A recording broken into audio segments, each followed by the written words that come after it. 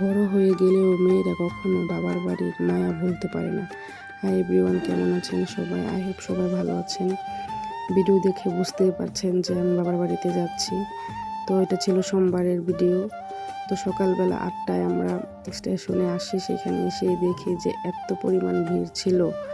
তো এই তো আগের দিন রাতে আমি ব্যাগটা গুছিয়েছিলাম, মা ছেলে রেডি হয়ে নিলাম সকাল সকাল। চিন্তা করলাম যে সকাল সকাল গেলে মনে হয় একটু ভিড় কম হবে।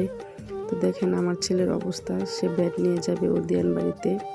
তো আমি বাসার নিচে নেমে ওয়েট করতেছিলাম। তো আমার ছেলে আবার গিয়ে অটো গাড়ি নিয়ে আসলো। তো এই তো মা ছেলে চললাম বাবার বাড়ির উদ্দেশ্যে। তো অনেকক্ষণ, প্রায় 1 ঘন্টার মতো বসেছিলাম, গাড়ির জন্য ওয়েট করতেছিলাম। যে পরিমাণ লোক ছিল, তো বাসে উঠেই যখন আমি নরসিংদী আসলাম, তারপরে প্রচুর ঝড় বৃষ্টি শুরু হয়ে যায়। একদম মনটা খারাপ হয়ে যায়, কী পরিমাণ যে ঝড় বৃষ্টি হয়েছে। তো ফাইনালি আমরা তেমন কোনো আর ভিডিও ক্লিপ নিতে পারিনি নেমে। তো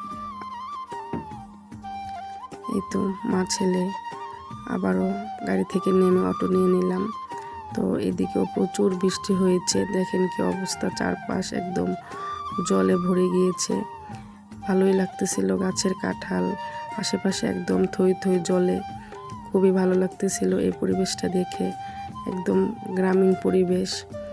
তো বাসায় চলে আসলাম, তেমন কোনো আর ভিডিও নেওয়া হয়নি। তো বিকেলবেলা ছোটো বোন আবার চলে আসলো। আজ এই পর্যন্তই।